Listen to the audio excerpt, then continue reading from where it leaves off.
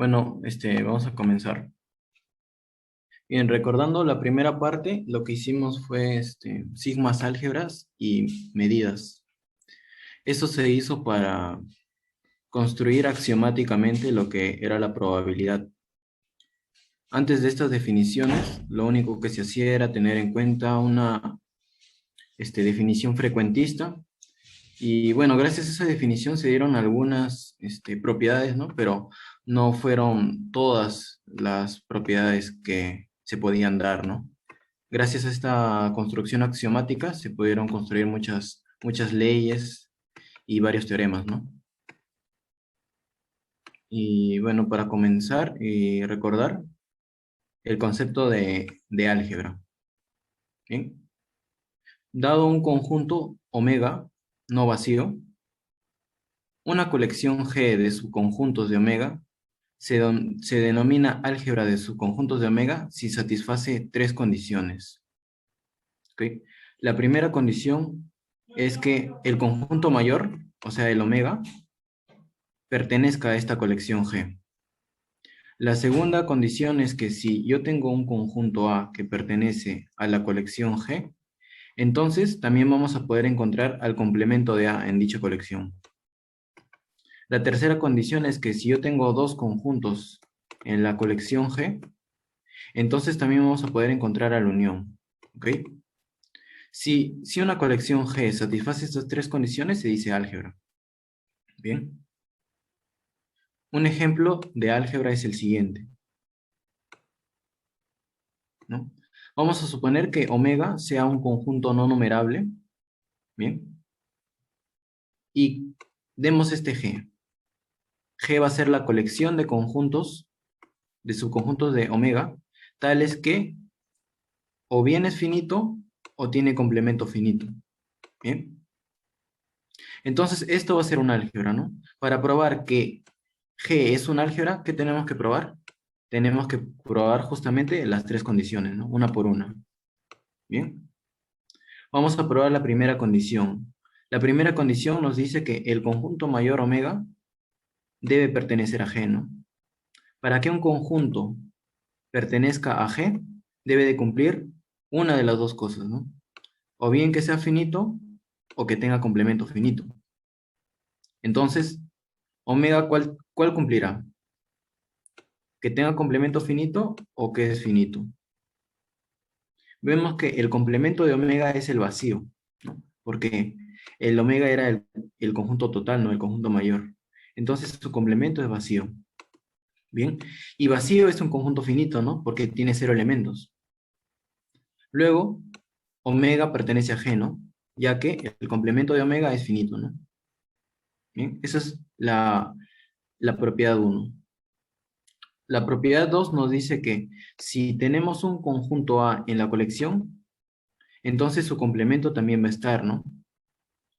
Para probar esto, vamos a tomar cualquier conjunto A de la colección y vamos a concluir que su complemento también está. ¿Bien? Ahora, tomemos A, que pertenece a esta colección, ¿no? Por definición, ese A cumple una de estas propiedades. O es finito o tiene complemento finito. ¿Bien? Entonces tenemos dos casos, ¿no? A es finito o tiene complemento finito. Bien. ¿Qué es lo que queremos comprobar? Dijimos que queríamos comprobar que A complemento pertenecía a G, ¿no? Es decir, queremos probar que o A complemento es finito o el complemento de A complemento es finito, ¿no? Una de esas dos cosas tenemos que probar, ¿no? Si cumple alguna de ellas, entonces concluimos que pertenece a G. Bien. En el primer caso, en el que nuestro conjunto inicial A era finito, podemos expresar a A de la siguiente manera. A va a ser el complemento del complemento, ¿no? ¿Y qué quiere decir esto? Que el complemento de A complemento es finito, ¿no? Es decir, se cumple esto de acá, ¿no? Por lo tanto, por definición, A complemento pertenece a G, ¿no? Entonces, para el primer caso, en el que A es finito, hemos concluido que A complemento pertenece a G, ¿no? Ahora, ¿qué pasa en el segundo caso, no? Cuando el conjunto inicial tenga complemento finito. ¿Bien? Si A complemento es finito, entonces no habría nada que demostrar, ¿no? ¿Por qué? Porque tendríamos esta condición de inmediato, ¿no? A complemento es finito. Y si A complemento es finito, entonces por definición pertenece a G, ¿no? Entonces, en ambos casos, hemos concluido que A complemento pertenece a G, ¿ok? Esa sería la segunda condición, ¿no? Dado un conjunto A, su complemento también está. Ahora, la tercera condición nos dice que si tengo dos conjuntos cualesquiera de la colección G, ¿bien? Entonces la unión también va a estar en G. Entonces, para probar eso, agarro dos conjuntos cualesquiera de G y me voy a fijar qué pasa con su unión, ¿no?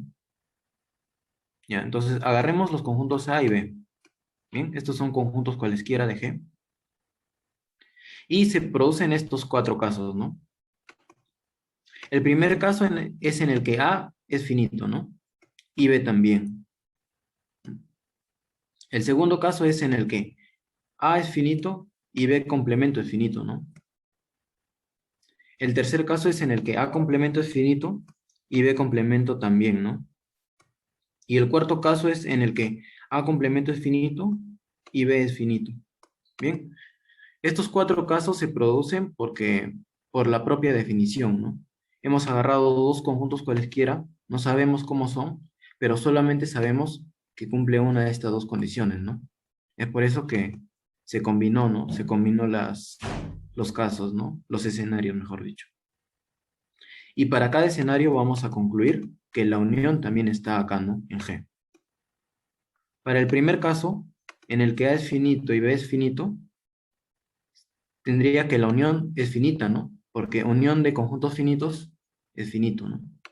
Si A unión B es finito, por definición, pertenece a G, ¿no? Entonces, en el primer caso tenemos que A unión B pertenece a G. En el segundo caso, en el que A sea finito y B complemento sea finito. ¿Bien? ¿Qué pasará con la unión? O tal vez con el complemento de la unión. ¿Cuál de ellos será finito, no? Bien, vamos a demostrar que el complemento de la unión es finito, ¿no?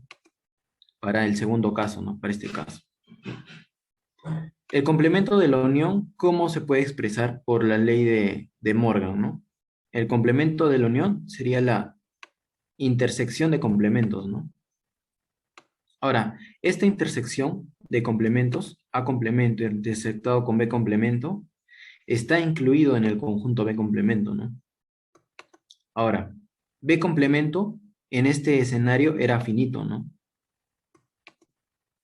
Por lo tanto, si yo tengo un subconjunto de un conjunto finito, concluimos que este subconjunto es finito también, ¿no?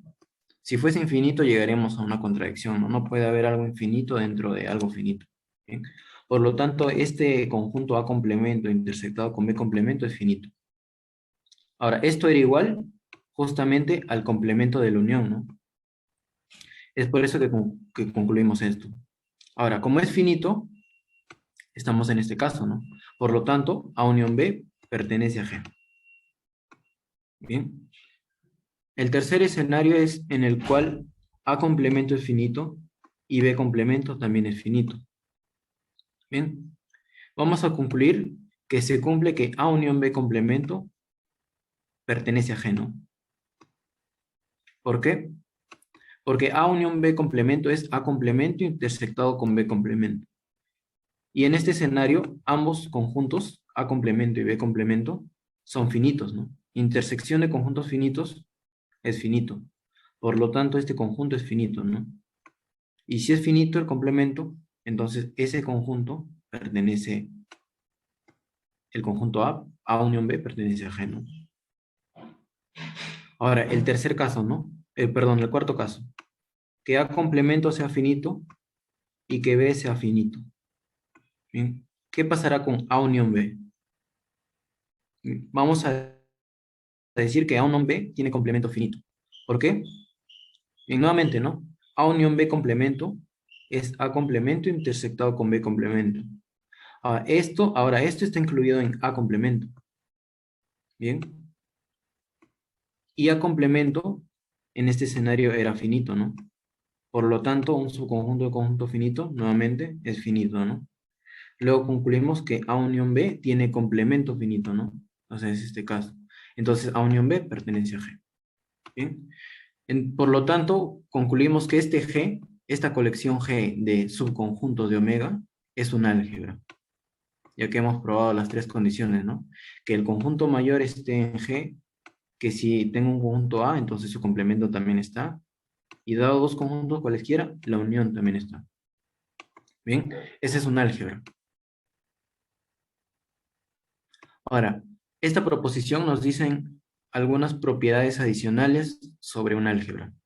Bien, es- la primera propiedad es que el vacío pertenece al álgebra. Bien, ¿y esto de qué se sigue? De estos dos axiomas. ¿Por qué? Porque si tenemos que el conjunto mayor pertenece al álgebra, ¿no? Entonces, por la propiedad 2, su complemento también va a estar en el álgebra, ¿no? O sea, el complemento del conjunto mayor va a estar en el álgebra. ¿Y cuál es el complemento del conjunto mayor? Es justamente el vacío, ¿no? Por lo tanto, concluimos que el vacío está en el álgebra. Bien. Otra propiedad que generaliza a, al axioma 3, ¿bien? Es la propiedad 2. ¿Qué dice la propiedad 2? Nos dice que si tenemos n conjuntos que pertenecen al álgebra, ojo que aquí son n, ¿ah? O sea, hay una cantidad finita, ¿no? N puede ser 10, 20 o 30, ¿no? Un natural. Bien, una cantidad finita de estos, de conjuntos que están en el álgebra, su unión también va a estar en el álgebra. La unión desde i igual a 1 hasta n, ¿no? El axioma 3 nos decía que se cumplía para dos conjuntos, ¿no? Dos conjuntos que estaban en el álgebra, entonces la unión está en el álgebra, ¿bien? Esto se generaliza para n conjuntos, ¿no? Donde n es un número natural. Y recuerden que cuando tienen una propiedad que depende de un natural, se demuestra por inducción, ¿no? Inducción para el caso, o sea, primero hacen el caso base y luego hacen el paso inductivo. La demostración de estas propiedades pueden verlas en la clase 1, por ahora solamente las voy a enunciar ya que es un repaso. Bien. Ahora, ya hemos visto lo que es álgebra. Ahora vemos lo que es sigma álgebra. Se parece al álgebra, pero no son lo mismo. A ver, ¿qué es un sigma álgebra? Un sigma álgebra también es una colección de subconjuntos de omega, ¿bien? Que satisfacen las condiciones 1 y 2 mostradas anteriormente. Estas son las condiciones 1 y 2. Va a satisfacer estas dos condiciones, pero en vez de la condición 3, en vez de esta condición, va a satisfacer una condición más fuerte, ¿bien? ¿Qué nos dice esta condición? Nos dice que si yo tengo una colección numerable, bueno, infinita numerable, es decir, tengo infinitos conjuntos acá, pero los puedo numerar, entonces la unión de todos ellos también va a estar en G, ¿no? Entonces, ¿cuál es la diferencia entre un sigma álgebra y un álgebra? Bueno, a la vista, ¿no? Es la propiedad 3, ¿no? Aquí es unión finita, mientras que en el sigma álgebra es unión numerable, ¿bien? Esa es la diferencia entre un sigma álgebra y un álgebra. ¿Bien? ¿Hasta ahí alguna pregunta?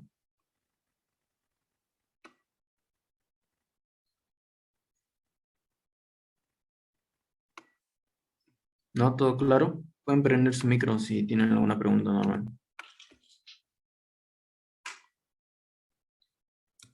Ya, bueno, continuamos, ¿no?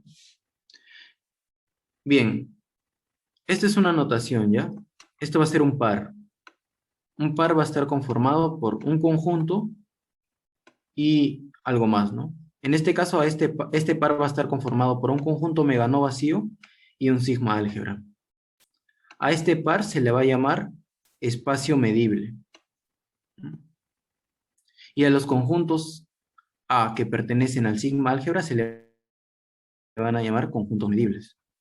Sí, ¿y por qué se le dicen medibles? O sea, es porque justamente para definir la probabilidad vamos a tener que la probabilidad es una función que mide algo, ¿no? ¿Y qué mide? Justamente va a medir eventos aleatorios, ¿no? Y los eventos aleatorios van a tener la estructura de sigma álgebra. Ahora, conjuntos medibles. Eso concuerda con nuestro concepto de medida, ¿no? En la vida real, ¿no? Por ejemplo, si tú sabes cuánto mide algo, vas a saber cuánto mide su complemento, ¿no? Y si tú sabes cuánto mide, digamos, una cosa y también otra, entonces vas a saber cuánto miden estas dos cosas en total, ¿no? Y es por eso, y en general, ¿no? El sigma álgebra, pues saber la medida de cada una de estas cosas, entonces vas a saber cuánto mide la unión de todo, ¿no? Es por eso que se le dicen a sus elementos conjuntos medibles, ¿no? David, ¿Sí? una consulta. ¿Medible es lo mismo que mensurable? Ah, sí, sí, es lo mismo. Ah, ya, gracias. Bien.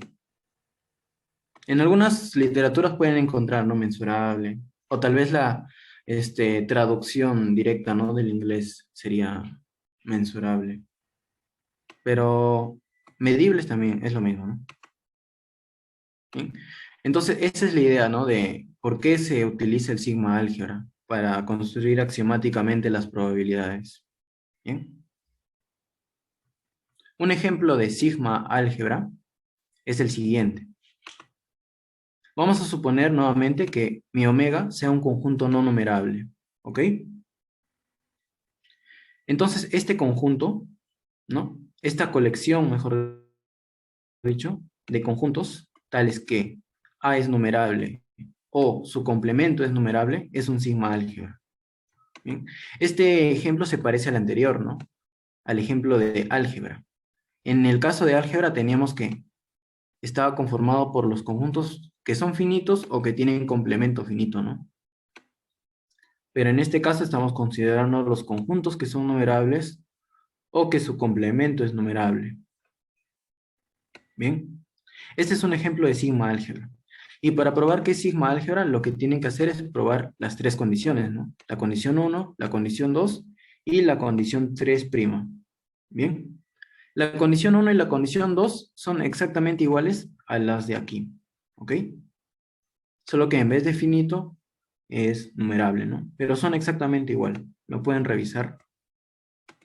Lo que cambia un poco es la demostración del tercer axioma. Ahora yo ya no quiero demostrar que la unión de solamente dos conjuntos está en el sigma álgebra, sino que la unión de una cantidad numerable está ahí, ¿no? Bueno, para demostrar esto, ¿cómo procedemos? Bueno, procedemos de la siguiente manera, ¿bien? Esta colección está en F, ¿no? ¿Y F cuál es? F qué era? F era el conjunto cuyos elementos son conjuntos que son numerables o que tienen complementos numerables, ¿no? Entonces, imagina que agarras uno de acá, ¿no? Cualquiera de esta colección. Entonces, ¿qué propiedad va a tener? O bien es numerable, o bien tiene complemento numerable, ¿no? Entonces, lo que vamos a hacer es separar, ¿no? Vamos a separar a esto en todos los conjuntos que son numerables, los vamos a poner a un lado, y al otro lado vamos a poner los que tienen complemento numerable, ¿no? Vamos a agrupar esos dos conjuntos, ¿no? Bien. Y para no confundirnos con los índices, vamos a llamar E1 al conjunto que indexa a los elementos de aquí que son numerables, ¿no? Es decir, si I pertenece a E1, entonces se va a cumplir que A sub I es numerable. Bien. Y vamos a llamar E sub 2 al conjunto que indexa a los elementos de acá que tienen complemento numerable. Bien. Es decir, un índice J pertenece a E2, sí, solo sí, AJ complemento es numerable, ¿no? Aquí remarco nuevamente, ¿no? Y pertenece a E1 si A es numerable. J pertenece a E2 si AJ complemento es numerable, ¿no? Estamos, mejor dicho, separando, ¿no? Agrupando los que son numerables de los que tienen complemento numerable. ¿Bien? Ahora, esta unión, ¿no? ¿Qué queremos probar? Hemos agarrado un conjunto cualquiera y queremos probar que la unión de todos ellos pertenece a F, ¿no? Para probar que esta unión pertenece a F, ¿qué tengo que probar? Que es numerable o que tiene complemento numerable, ¿no? Bien. Esta unión podemos expresarlo de esta manera, ¿no? Mejor dicho, es la unión de todos los que son numerables unido con los que tienen complemento numerable, ¿no? Simplemente lo hemos separado, ¿no? Ahora, vamos a considerar dos casos. El primer caso es que en esta colección que hemos agarrado, no, el E2 sea vacío. ¿Bien? ¿Qué quiere decir que el E2 sea vacío? Que esta colección no tiene ningún conjunto cuyo complemento es numerable. Es decir, todos los conjuntos de aquí son numerables, ¿no? Todos los acá son numerables. Bien. Y si son numerables, bien, bueno, esta unión se transforma en esto nada más, ¿no? Esto de aquí es vacío, ¿no? Porque el E2 es vacío. Bien. Entonces, tengo que la unión de AK, desde K igual a 1 hasta infinito, va a ser simplemente la unión de todos los conjuntos numerables.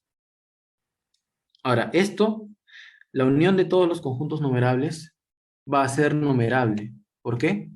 Porque unión de numerables es numerable, ¿no? Bien.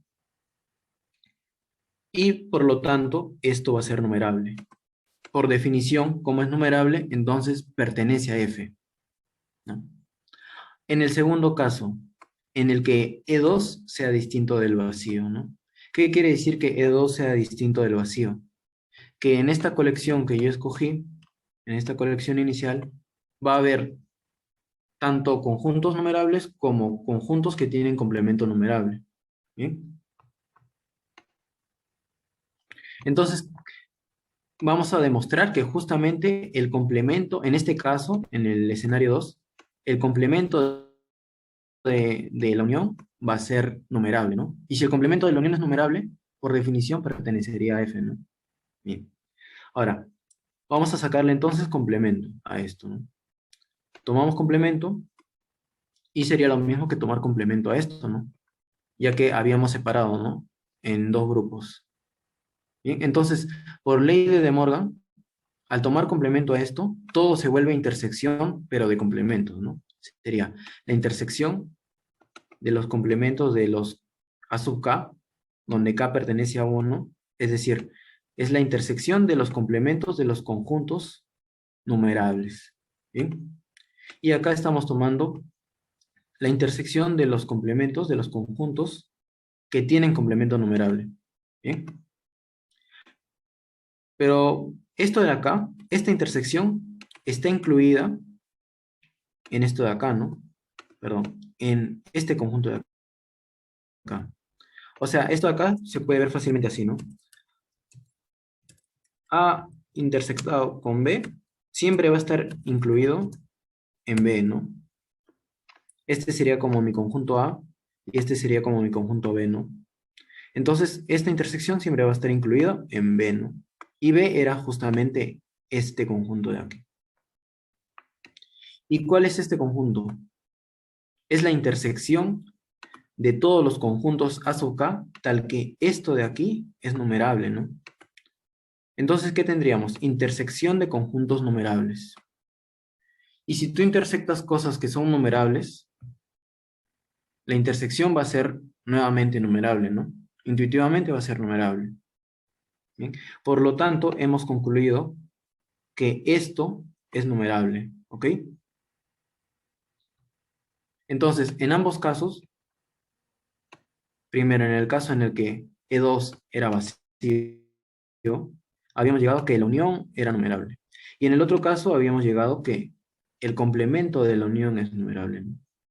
Por definición, están en F, ¿no? Y por lo tanto, F sería un sigma álgebra, ¿bien? Ya que hemos comprobado las tres propiedades, ¿no? Que el conjunto total está en F, que si yo tengo que un conjunto está en F, entonces el complemento también, y la propiedad 3', ¿no? Que si yo tengo una colección numerable de conjuntos que están acá en esta colección, entonces la unión de todos ellos también va a estar, ¿no? Bien. Ahora, había mencionado que el sigma álgebra se parece al álgebra, ¿no? Y es porque el sigma, si yo tengo una colección G que es sigma álgebra, entonces también va a ser un álgebra. Pero lo contrario no se va a cumplir. ¿Qué quiere decir? ¿Qué quiere decir eso? Que si en vez, o sea, que si G es un álgebra, entonces no necesariamente va a ser un sigma álgebra. ¿Bien? Vamos a ver esto ahorita. Vamos a suponer primero que yo tengo que G es un sigma álgebra. Bien. Vamos a demostrar que es un álgebra. ¿Y cómo demostrábamos que algo era un álgebra? Comprobábamos, ¿no? Las propiedades 1, 2 y 3. Eso vamos a hacerlo. Bien, en principio, como G era un sigma álgebra, ¿qué se cumplía? Se cumplían las propiedades 1, 2 y 3'. Bien. Para demostrar que G es un álgebra, debemos demostrar 1, 2 y 3, ¿no? Entonces, como ya se cumple 1 y 2, ya no es necesario demostrar 1 y 2.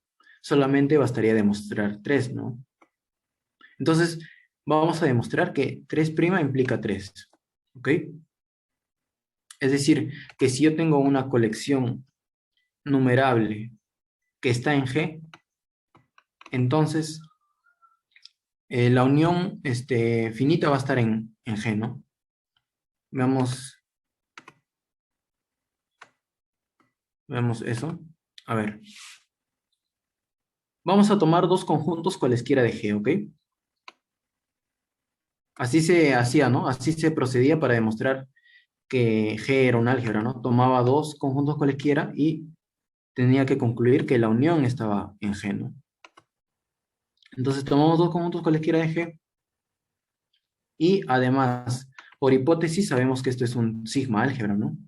Entonces, como es sigma álgebra, cualquier colección numerable que esté en G, cumple esto, ¿no?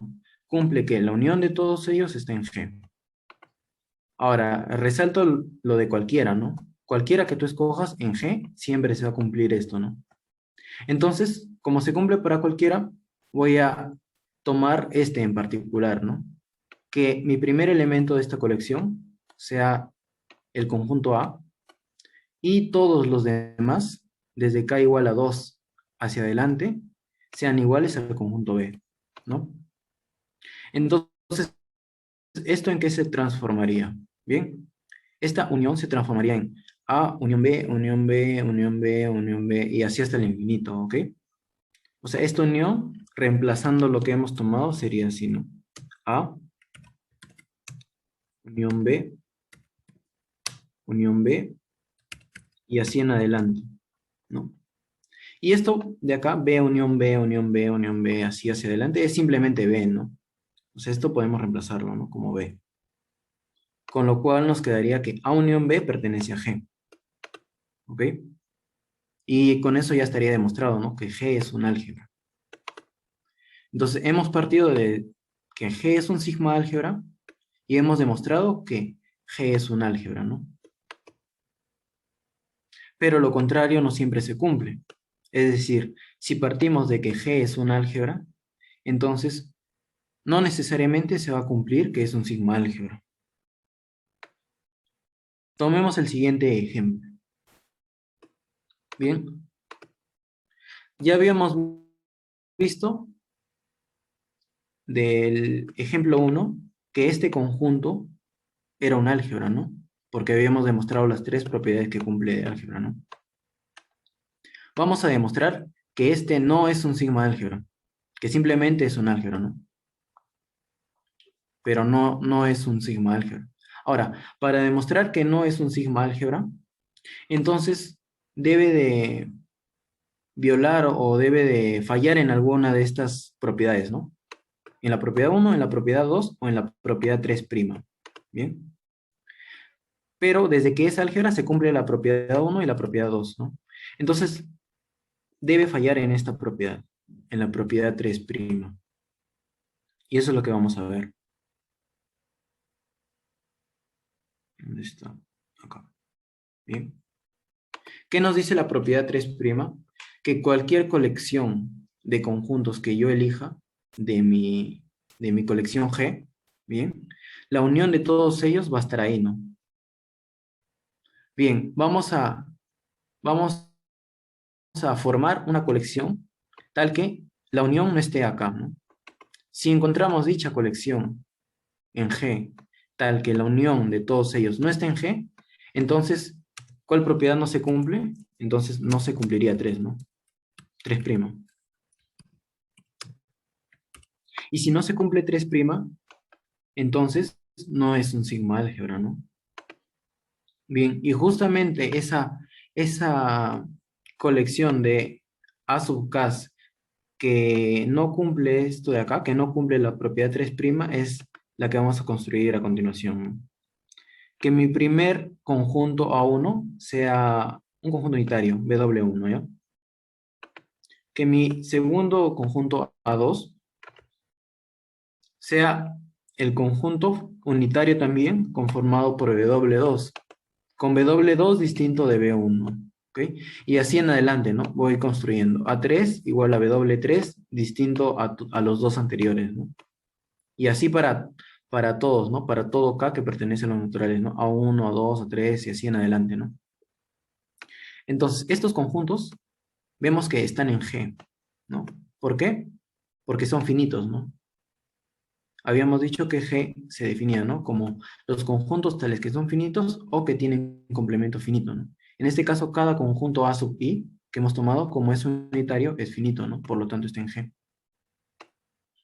Pero, ¿qué pasa con la unión de todos ellos, ¿no? La unión de todos ellos va a tener esta forma. ¿Bien? La unión de todos los W sub 1, 2, 3 y así, ¿no? Ahora, este conjunto, para que pertenezca a G, debe ser finito o tener complemento finito, ¿no? En una vemos que no es finito, ¿no? Porque voy a tener infinitos puntos, ¿no? Desde que todos los WI son distintos, este conjunto va a tener infinitos puntos. Por lo tanto, no es finito, ¿no? Entonces, lo único que queda es que tenga complemento finito, ¿no? Pero vemos que tampoco cumple eso, ¿no? ¿Por qué no tiene complemento finito esto de acá? Bien, recordemos que nuestro espacio omega es un conjunto no numerable, ¿bien? Y decir que este conjunto tenga complemento numerable es afirmar que omega sea numerable, ¿no? Porque supongamos que tenemos esto y lo unimos con su complemento, ¿no? Vamos a unirlo con su complemento.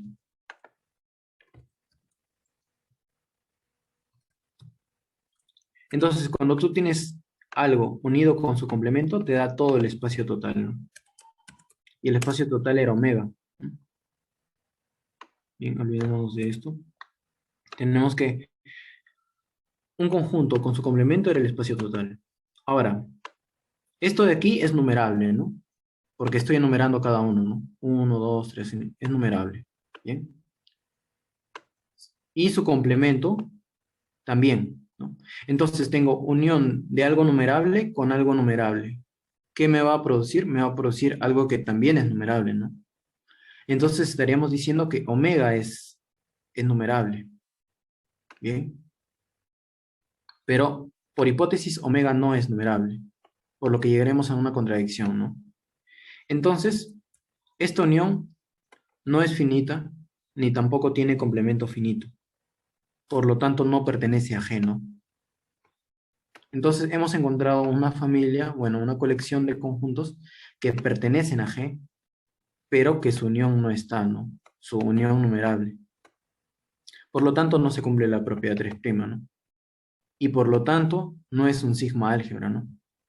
Es un álgebra, pero no es un sigma álgebra. Bien. Ahora, para terminar con esta parte,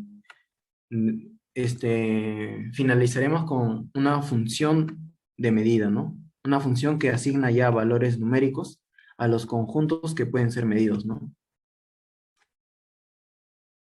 Bien, dado un espacio medible, recuerden, un espacio medible era un conjunto no vacío y un sigma álgebra, ¿bien? Donde a los elementos del sigma álgebra se le decían conjuntos medibles.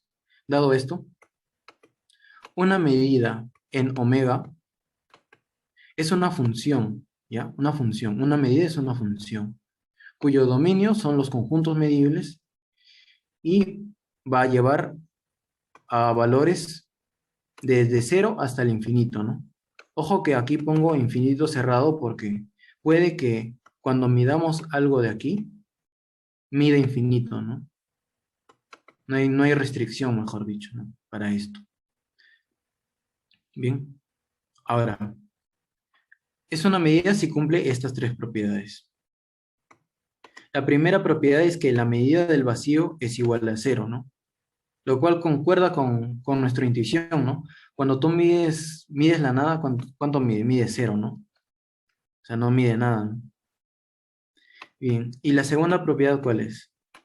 Que la medida de cualquier conjunto medible sea mayor o igual a cero.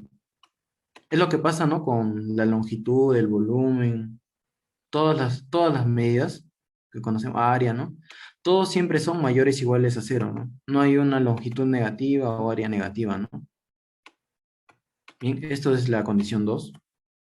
Y la condición 3 es la sigma aditividad. ¿Cuál es la sigma aditividad? Bien, sigma aditividad proviene de sigma álgebra, ¿no? Y en el sigma álgebra lo que hacíamos era agarrar una colección numerable, ¿no? ¿Qué nos dice la sigma aditividad entonces? Que si yo tengo una colección numerable de conjuntos medibles, ¿ya? Que son disjuntos 2 a 2, ¿bien? O sea que ninguno de ellos se intersecta entre sí. Entonces, la medida de la unión de todos va a ser la suma de medida de todos, ¿no? Y también concuerda con nuestra intuición, ¿no? Si tenemos cosas que son, que están separadas, ¿bien?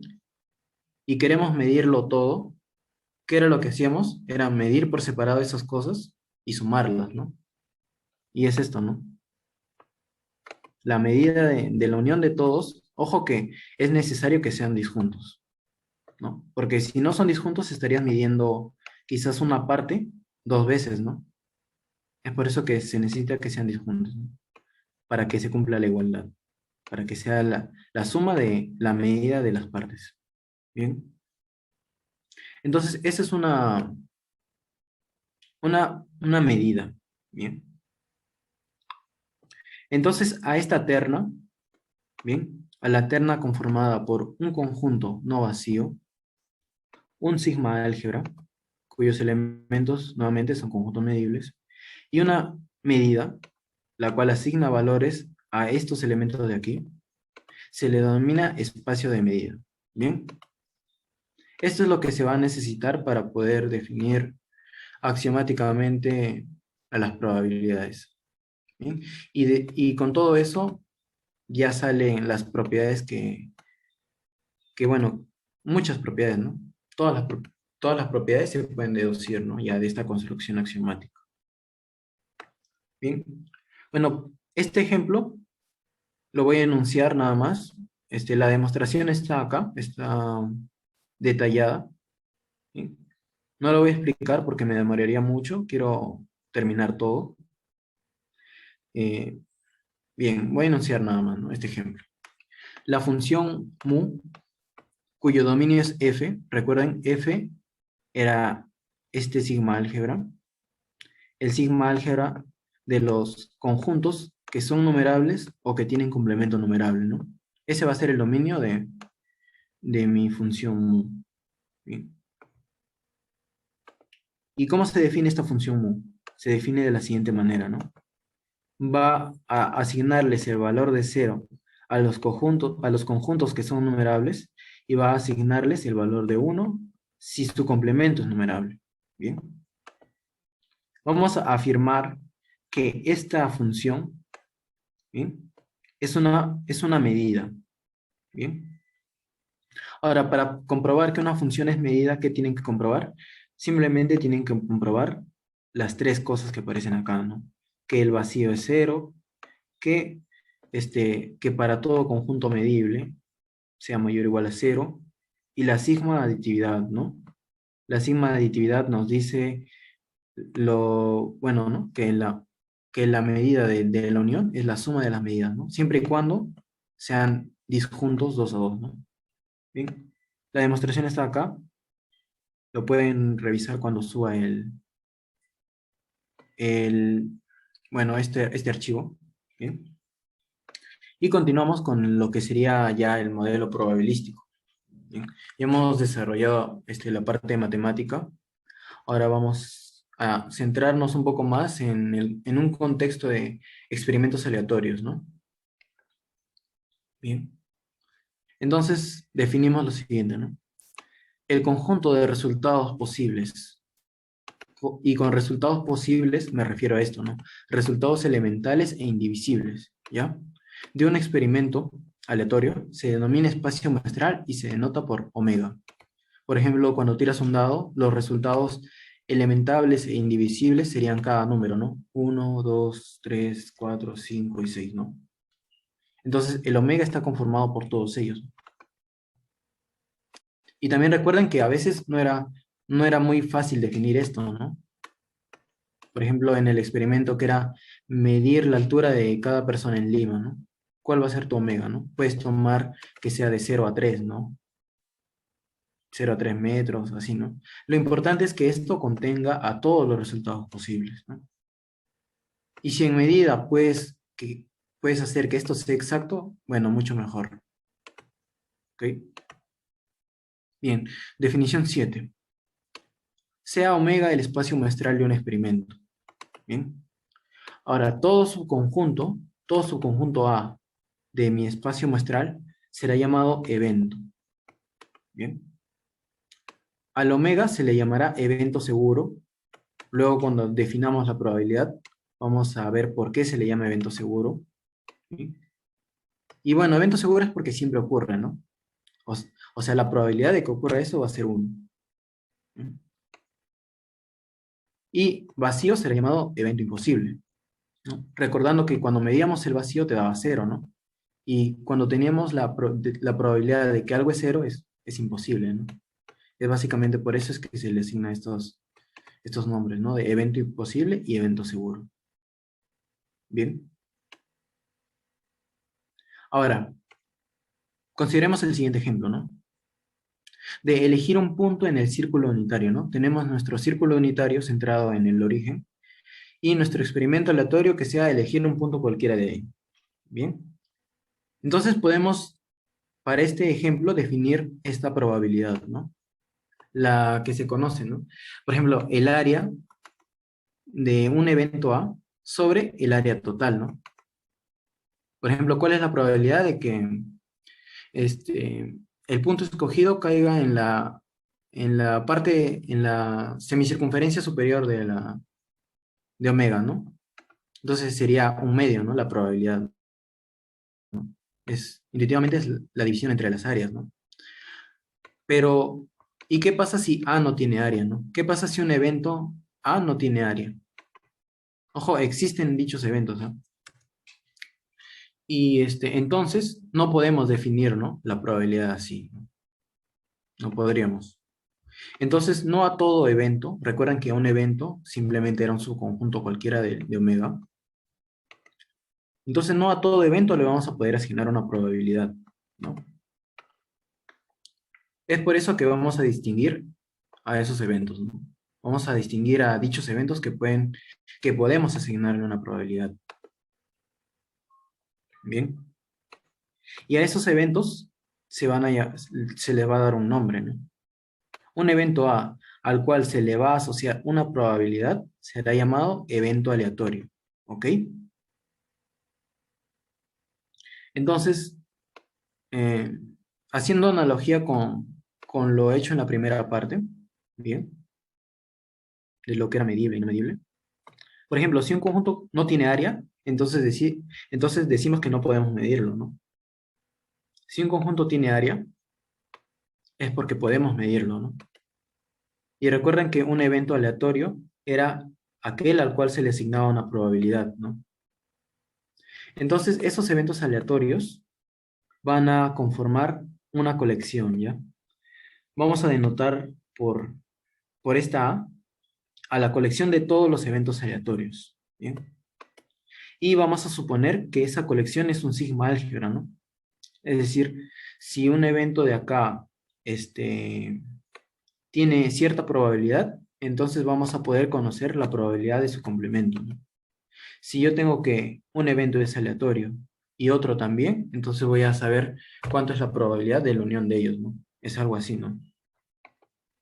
Es por eso que se le da esta estructura, ¿no? De sigma álgebra al conjunto de todos los eventos aleatorios. Y recuerden que a los elementos de un sigma álgebra se le llamaban conjuntos medibles, ¿no? Entonces, los eventos aleatorios van a ser simplemente eventos que se pueden medir, ¿no? Eventos a los cuales se le puede asignar una probabilidad. ¿Bien? Ahora, función de probabilidad. Una función P cuyo dominio es el conjunto de eventos aleatorios, ¿ya? Y que llega de 0 a 1, se llama probabilidad, ojo con esto, ¿no? Finitamente aditiva, si cumple tres cosas. La primera es que la probabilidad de cualquier evento aleatorio va a ser mayor o igual a 0, ¿no? La probabilidad de todo el conjunto omega, recuerden que omega está acá, ¿no? Ya que este conjunto es un sigma álgebra, ¿no? Por lo tanto, el conjunto total está ahí, ¿no? La probabilidad de omega va a ser 1, ¿no? Es decir, va a ser el evento seguro, ¿no? Y la propiedad 3, la aditividad finita. La aditividad finita es parecida a la sigma aditividad, ¿no? En la sigma aditividad teníamos que era una cantidad numerable, ¿no? Pero en la aditividad finita simplemente vamos a tener n conjuntos, ¿ok? N conjuntos disjuntos 2 a 2. ¿Sí? ¿Y qué va a cumplir? Que la probabilidad de la unión va a ser igual a la suma de las probabilidades. ¿Bien? Entonces podemos ver esta probabilidad de cierta forma como una medida, ¿no? Si se dan cuenta, se parece, ¿no? Se parece a la definición de medida que está acá, que hemos puesto acá, ¿no?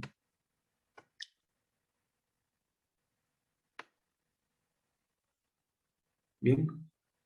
Con la única diferencia de que es aditiva finita. Es por eso que se le llama probabilidad finitamente aditiva. Ahora, una función P que va del sigma álgebra a 0, 1, se va a llamar medida de probabilidad. Ojo con este término, medida de probabilidad. Si satisface las propiedades 1 y 2 de acá, pero en vez de la propiedad 3, que es la aditividad finita, va a satisfacer la sigma aditividad, ¿no?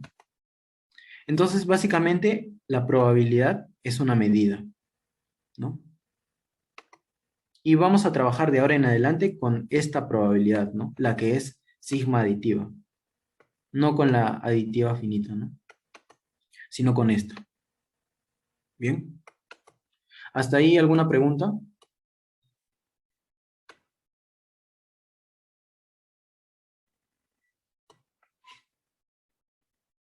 Bueno, David, sí, una pregunta. hola. Entonces, ¿solo es posible definir evento aleatorio si es que ese evento puede ser asociado a una probabilidad? En otro caso, no podemos hablar de evento aleatorio, o eso es correcto, ¿verdad? Sí, justamente es por esto, ¿no? Mira, la probabilidad se le asigna a qué conjuntos, a los que están en su dominio, ¿sí o no? Y los que están en su dominio son los eventos aleatorios, ¿no? Los conjuntos que no están acá son los que van a ser llamados no medibles, ¿no? Porque recuerda que los elementos de acá eran los que están medibles, ¿no? Si no está ahí, entonces es no medible, ¿no? Entonces, si es no medible, no voy a poder asignarle una probabilidad P, ¿no? Porque no está en su dominio, mejor dicho. Ya, ya, David. ¿Y es lo mismo decir evento aleatorio que variable aleatoria? Ah, no. Lo Ah, de ya. variables aleatorias lo vamos a ver es justamente el capítulo 2, ¿no? El Ah, que sigue ya. en la siguiente sesión.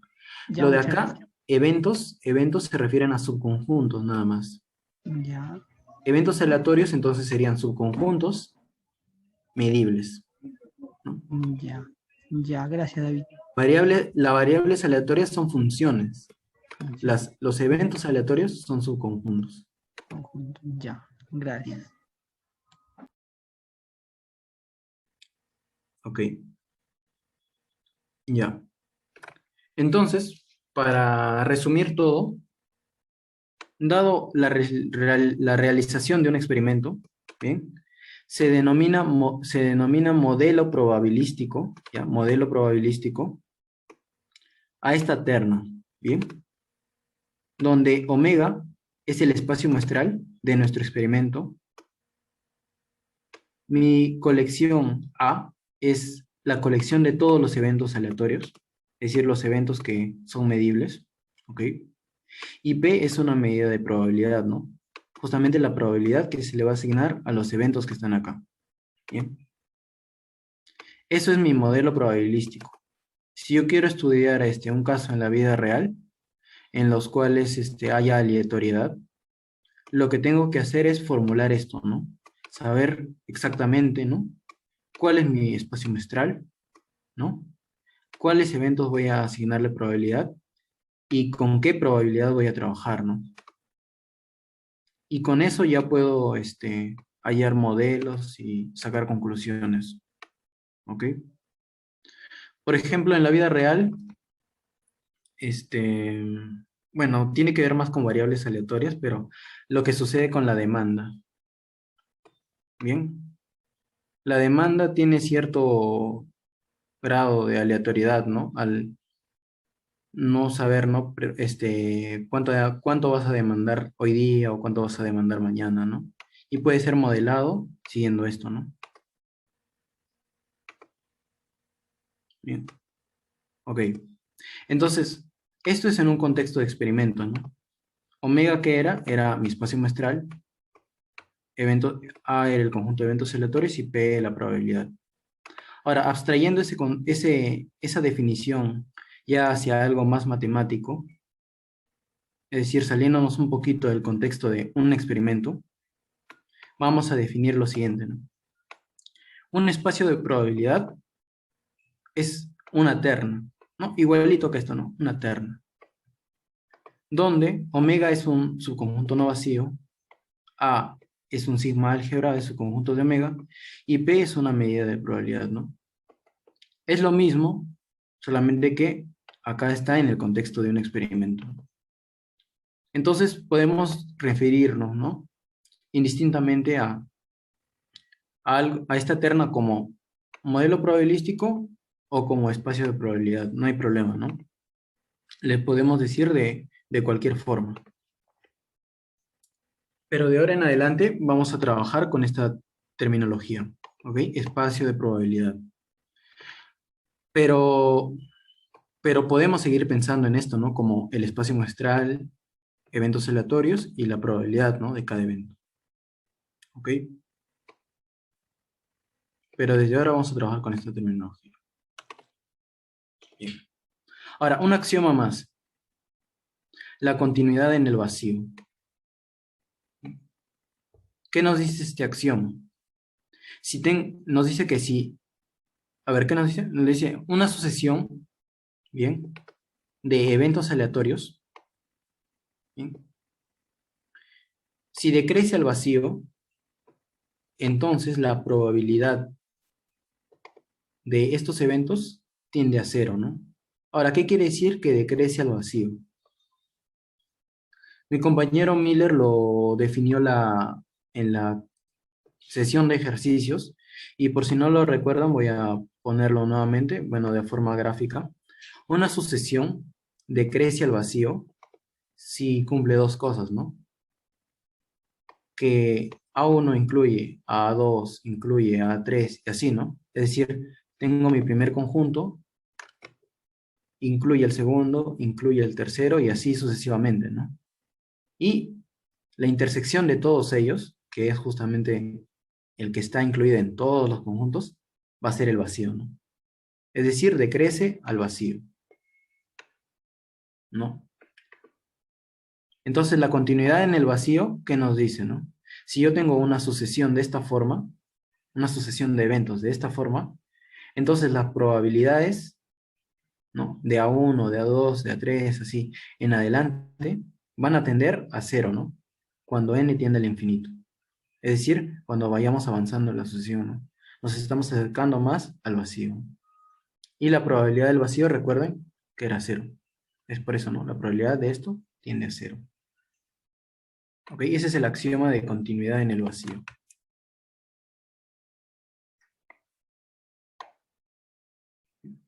Ahora, esta proposición es importante.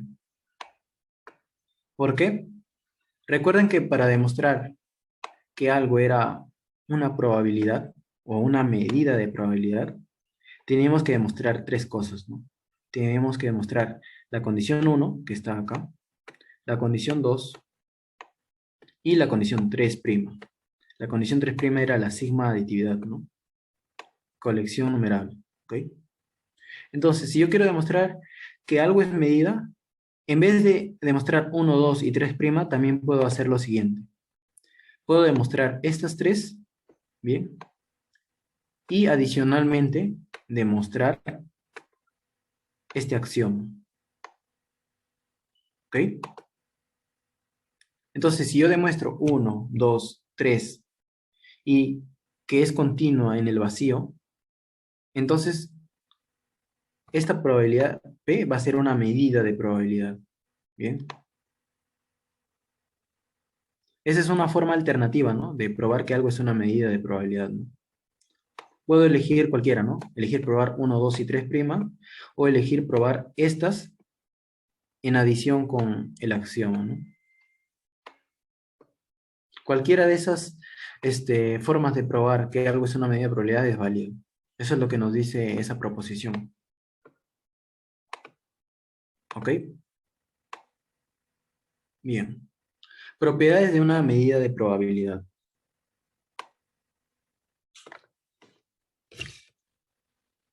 A ver. La probabilidad, recuerden, que iba de 0 a 1, ¿no? La medida de probabilidad iba de 0 a 1, donde al vacío se le asignaba 0 y al conjunto total se le asignaba 1. ¿Ok? Entonces recuerden que si yo tenía un conjunto que era medible, es decir, que le voy a poder asignar una probabilidad, entonces el complemento también iba a ser medible, ¿no? Es decir, también le voy a poder asignar una probabilidad. Ahora, ¿qué probabilidad es esta? Va a ser justamente 1 menos la probabilidad de A. Esto viene de lo siguiente, ¿no?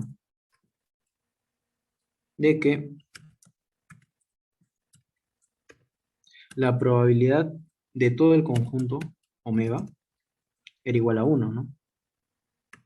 Pero el conjunto omega yo lo puedo desdoblar en A complemento unido con A, ¿no?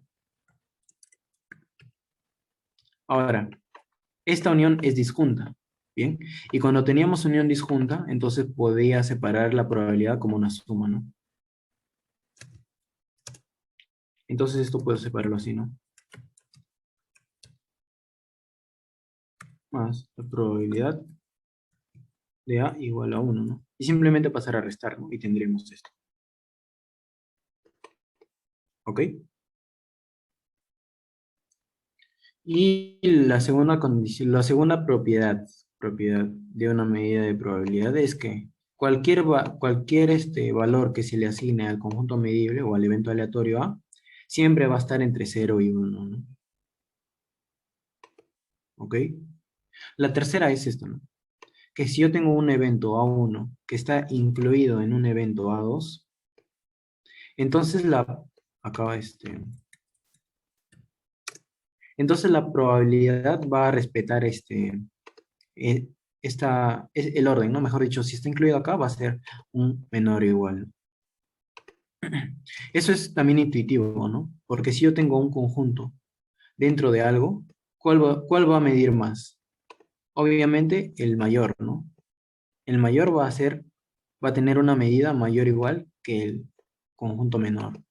Eso es lo que nos dice esta propiedad. ¿Ok? La cuarta propiedad, bueno, todas estas propiedades ya se han demostrado en clase. ¿Bien? Y la propiedad 4, 5 y 6 la hizo mi compañero Miller en la sesión de ejercicios. Así que solamente voy a enunciarlas. ¿Bien? ¿Qué nos dice la propiedad 4? La propiedad 4 nos dice que la probabilidad de una unión finita de conjuntos va a ser menor o igual que esta suma. ¿Bien? Ahora, ¿se acuerdan cuando teníamos la igualdad? La igualdad era cuando estos conjuntos eran disjuntos 2 a 2, ¿no? Pero acá la propiedad 4 no nos dice nada acerca de los conjuntos A sub i, ¿no? Si son disjuntos o no. ¿Ok? Entonces, esto es en general, ¿no? Tengo cualesquiera conjuntos, no sé si se pueden intersectar entre ellos o tal vez no, ¿no? Entonces se va a cumplir siempre que la probabilidad de esto va a ser menor o igual, ¿bien? Que la suma de las partes, ¿no? ¿Ok?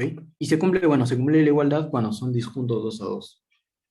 Pero en general es siempre el menor o igual. ¿Ok? Y la demostración bueno, es por inducción también. Está de por medio un natural, ¿no? Agarras el caso base y luego le haces hipótesis inductiva. La propiedad 5. La propiedad 5 ahora ya no es para una unión finita de estos, sino para una unión numerable. ¿Ok? La probabilidad de la unión numerable va a ser menor o igual que la suma de las probabilidades de cada uno de ellos. ¿Ok? Esto es una generalización, podemos decir, ¿no? De la propiedad 4, que podemos probarlo tomando límite y utilizando la continuidad de P. La continuidad de P es justamente la propiedad 6, ¿no? A ver. Bien, la continuidad en general, cuando se tiene continuidad en análisis matemático, se puede caracterizar de la siguiente forma, ¿no? Una función f es continua, ¿no? Sí, bueno, una función f es continua en x, sí, toda sucesión x sub n, ¿no? Que converge a x, cumple lo siguiente, ¿no? ¿Cumple qué? La función f, perdón, evaluada en x sub n, va a converger la función f evaluada en x, ¿no? Entonces, esto es la continuidad, ¿no? La continuidad en un punto. Entonces, cualquier sucesión que converja a x va a cumplir lo siguiente, ¿no? Que las imágenes también van a converger, ¿no? Hacia la imagen de este punto. ¿Ok? Entonces, la continuidad de una probabilidad es prácticamente lo mismo, ¿no? Voy a tener una sucesión de eventos, ahora son eventos, ¿no? Ya no son puntos. Recuerden que mi dominio ahora es el sigma álgebra. Converge hacia A. Entonces, la probabilidad de esta sucesión de eventos va a ser lo mismo, ¿no? Pero hacia la probabilidad de A. ¿Ok? Igualmente, ¿no? Si AN converge, bueno, decrece hacia A, ¿no? Entonces la probabilidad de AN decrece hacia la probabilidad de A, ¿no? Es la continuidad de una probabilidad. Donde AN,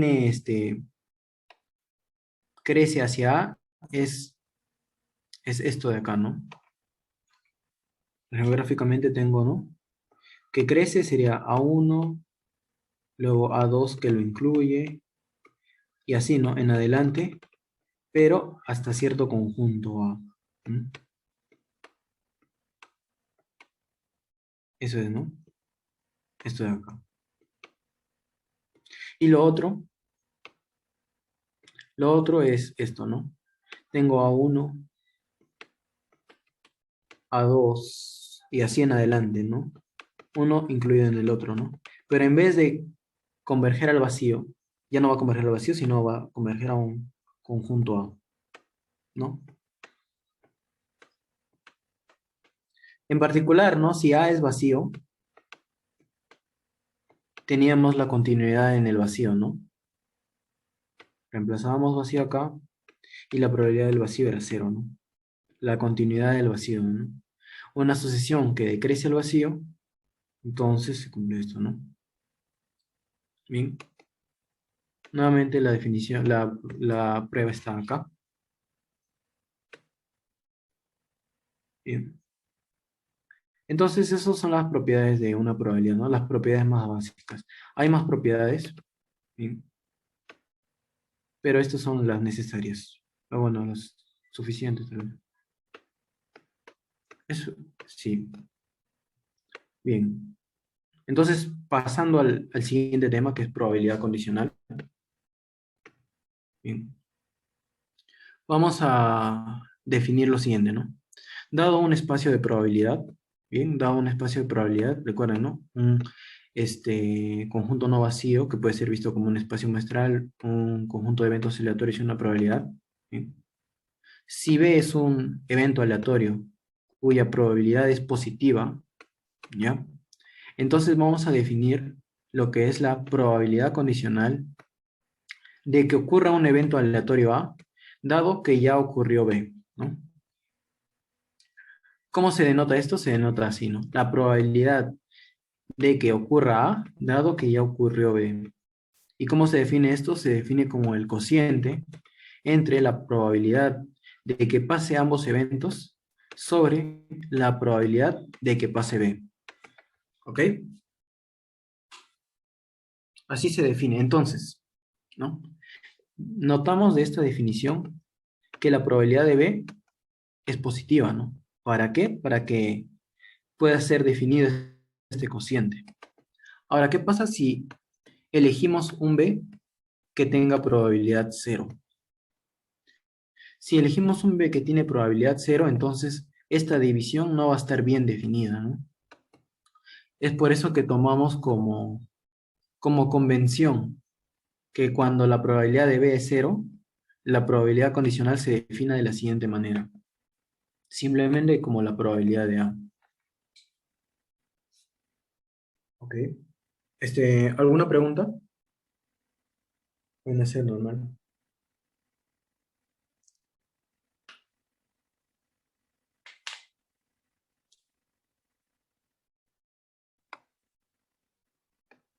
No, ya bueno.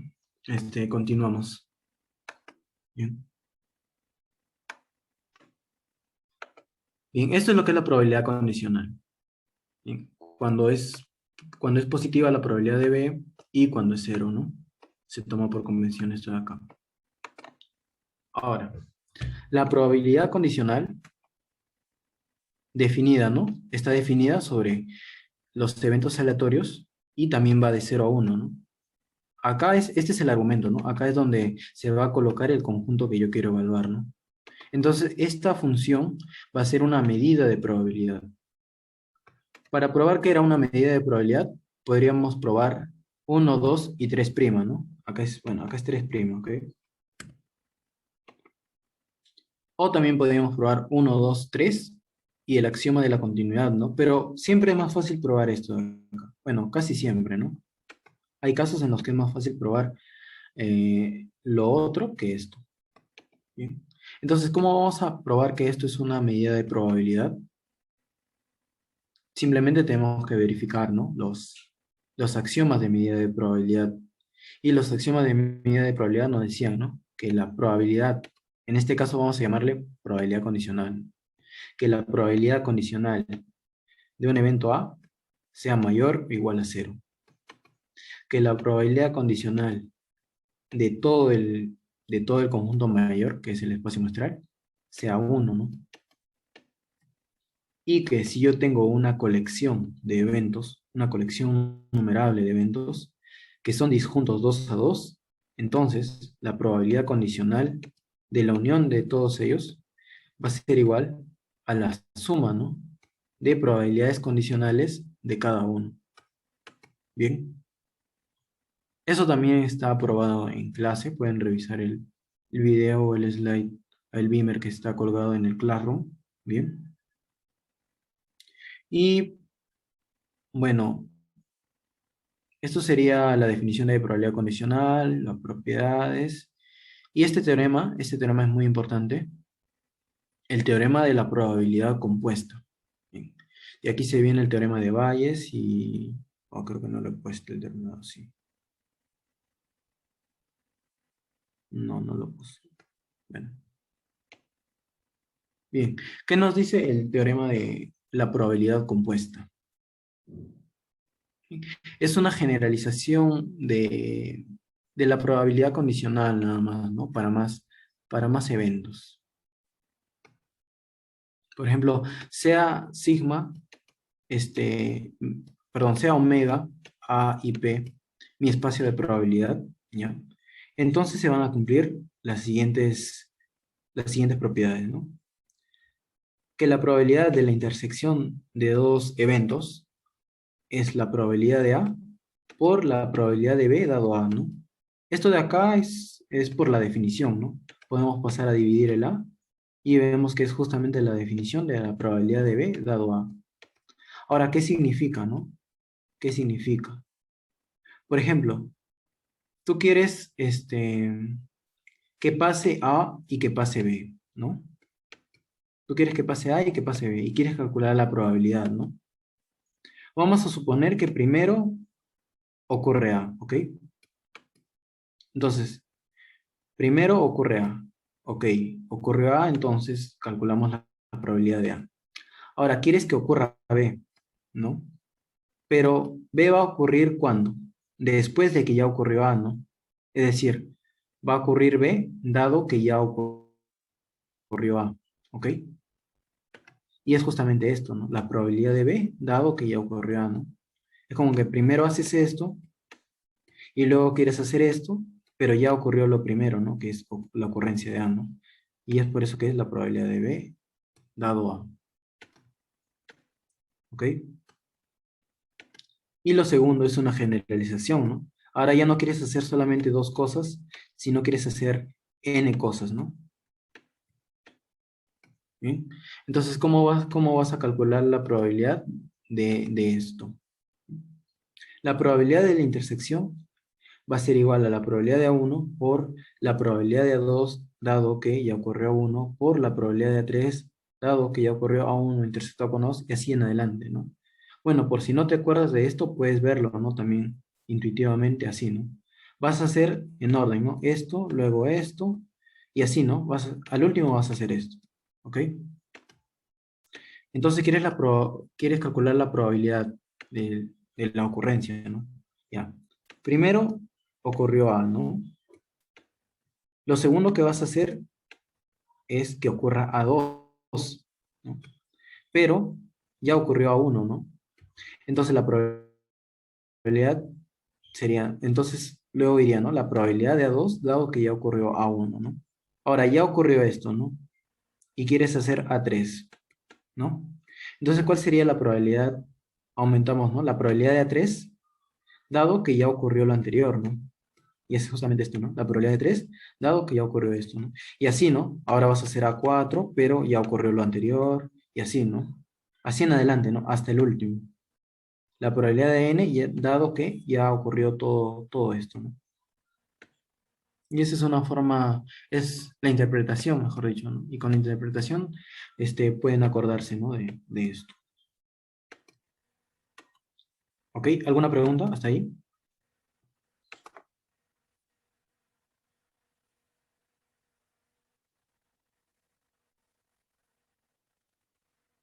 No. Ya, bueno, continuamos. Vamos a dar una definición. Bien. Vamos a tener un espacio medible, ¿ok? Es decir, un conjunto omega no vacío y un conjunto, una colección de conjuntos medibles. Bien. Va a ser un sigma álgebra, ¿recuerdan? vamos a definir lo que es una partición para este conjunto. Una partición para este conjunto, simplemente, ¿bien? Va a ser una colección de conjuntos. Esta colección puede ser finita o puede ser numerable, ¿ya? De eventos aleatorios que son excluyentes y exhaustivos. ¿Qué quiere decir que sean excluyentes y exhaustivos? Quiere decir que esta colección va a ser disjuntos 2 a 2 y que la unión de todos ellos va a ser el conjunto total, ¿no? Un ejemplo fácil sería esto, ¿no? Dado cualquier evento y su complemento. Esto de acá es una partición. Es una partición para omega. ¿Por qué? Porque son disjuntos 2 a 2 y la unión te da todo el conjunto. ¿Ok? Un ejemplo gráfico, este de acá.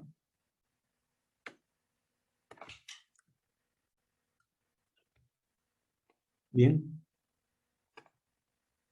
Hemos tomado esta partición A1, A2, A3 y así en adelante, ¿no?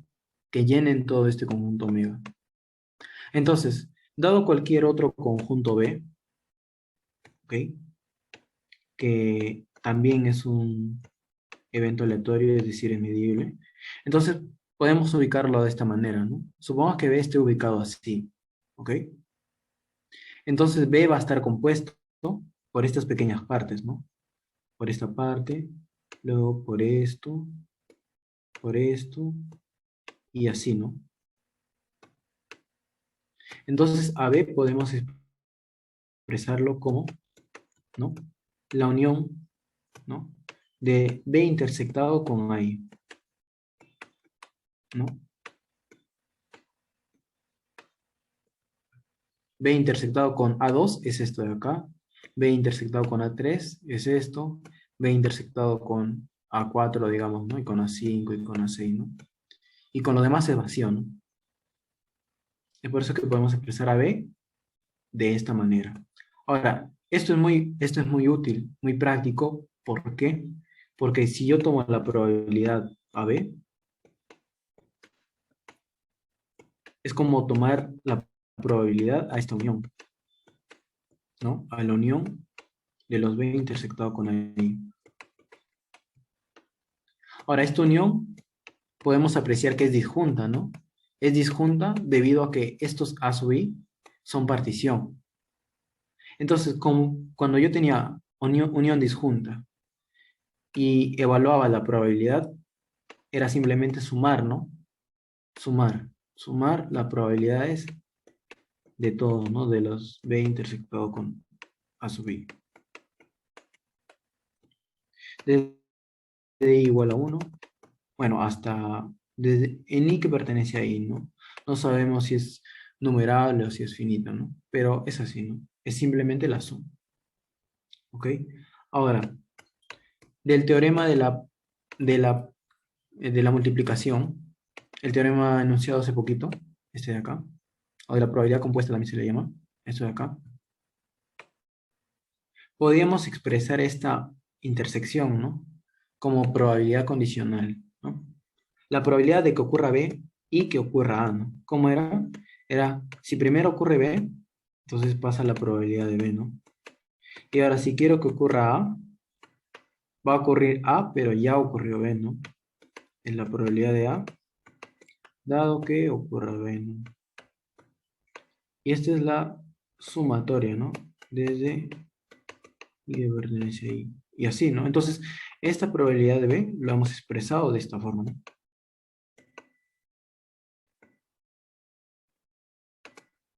¿Ok?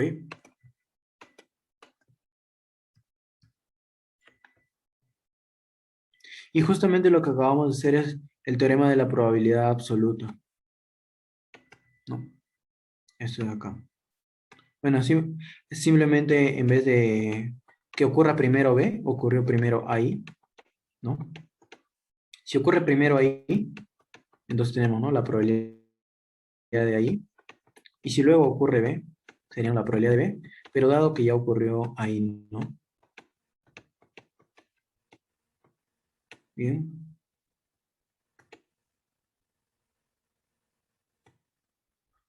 Entonces, Esto es muy útil porque supongamos que tenemos un evento B, ¿ya?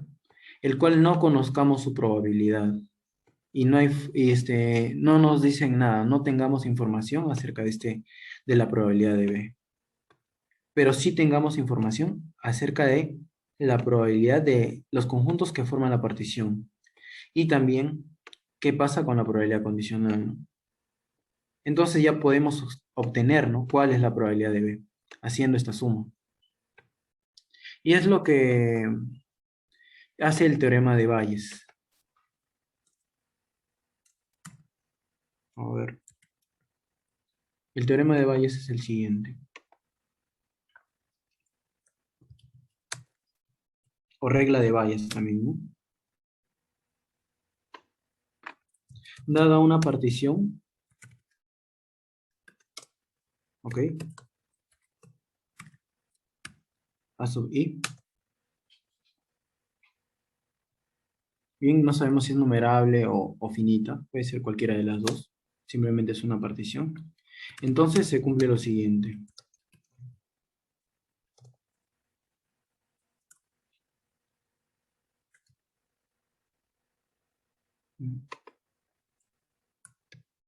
Ok, se cumple lo siguiente. Que la probabilidad condicional de que ocurra cierto evento ahí, dado que ya ocurrió B, es, bueno, por definición, ¿cuál sería esto, no? Esto es un cociente, ¿no? Entre la probabilidad de la intersección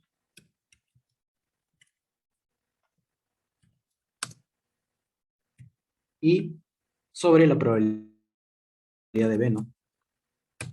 Ahora, ¿qué pasa si no conocemos la probabilidad de B? Podemos reemplazar esta expresión, ¿no? Entonces es lo que hace Bayes. Reemplaza esta expresión simplemente en el denominador.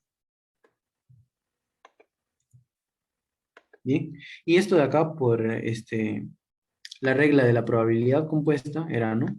Primero ocurría a uno, ¿no? Bueno, ahí, ¿no? Y luego ocurría a B, pero dado que ya ocurrió ahí, ¿no?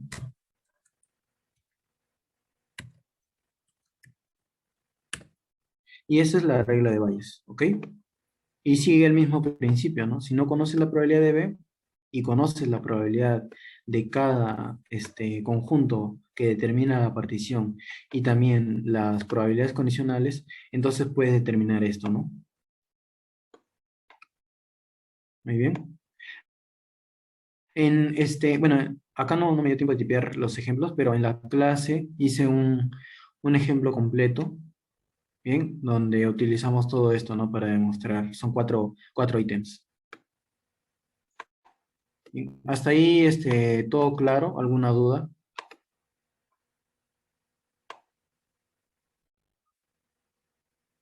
David, una consulta. Sí, dime. ¿Qué pasó? Yo he escuchado, bueno, a veces he asistido a ciertas charlas donde indican que la escuela para el cálculo de probabilidades digamos que se ha agrupado en bayesianos y no bayesianos. ¿Qué opinas? O sea, ¿cuál es la opinión con respecto a eso? Mm, bueno, al respecto yo no sé mucho, pero creo que se refieren, creo que es más cuando se habla de estadística. Ya, Bueno, sí he escuchado, ¿no? Que es bayesiano, no bayesiano, hay varias corrientes o algo así, ¿no? ya, Pero la ya. verdad es que en sí todo parte de los axiomas, ¿no? Si partimos de los axiomas, o la construcción axiomática que dio Kolmogorov, que justamente es con sigmas, álgebras y esto, entonces podemos sacar todas las propiedades importantes, ¿no? Y bueno, Ya, eso en sí es lo que importa, ¿no? ya. Gracias, David. Ya. Ok, entonces esto sería la probabilidad condicional. Bien. Ahora pasemos al último tema que es independencia. Y con esto terminaríamos el capítulo 1. Con respecto a lo de Borel-Cantelli, no se preocupen. Simplemente lo puse porque utilizaba algunos resultados, ¿no? De independencia, pero se va a ver más fuerte cuando toquemos el capítulo de la ley de los grandes números, ¿no? Que es el capítulo 5, ¿no? Ahí se va a ver con mucho más detalle estos conceptos, ¿no? Y más ejemplos y ya las aplicaciones, ¿ok? Por ahora es simplemente, bueno, definiciones básicas, ¿no? Bien, entonces, independencia. Dado un espacio de probabilidad, ¿no? No, acá le he puesto doble. Dado un espacio de probabilidad, los eventos aleatorios A y B son independientes si ocurre lo siguiente, ¿no? Si la probabilidad de que ocurra A y B es igual al producto de probabilidades, ¿no? De que ocurra A por la probabilidad de que ocurra B, ¿no? Ahora, ¿cómo interpretamos esto, no? Independientes. O sea, la propia palabra de independientes es como algo intuitivo, ¿no? Pero, ¿qué significa, no? Y esta interpretación es muy clara utilizando la definición de probabilidad condicional, ¿no? Si tenemos dos eventos independientes A y B, ¿no? Por la probabilidad condicional tenemos que, mira, la probabilidad de que ocurra A, dado que ya ocurrió B, es por definición, ¿no? Por definición es la probabilidad de que ocurra A y B sobre la probabilidad de B. Ahora, como A y B son independientes, entonces esta intersección va a ser el producto, ¿no? Y podemos cancelar, ¿no? La probabilidad de B. Lo cual nos quedaría la probabilidad de A. Entonces, leyendo nuevamente, ¿no? La probabilidad de que ocurra A, dado que ya ocurrió B, es la probabilidad de A, ¿no? ¿Qué quiere decir esto? Que la ocurrencia de B no afecta a la probabilidad de la ocurrencia de A, ¿no? Si se dan cuenta, la probabilidad de que ocurra A, dado que ya ocurrió B, es lo mismo, ¿no? Que si hubiese pasado A, ¿no? ¿Ok? Es como que no afecta a la probabilidad de la ocurrencia cuando son independientes. Esa es la interpretación, ¿no? Bien, ¿alguna pregunta sobre esto? ¿Sobre la interpretación o algo?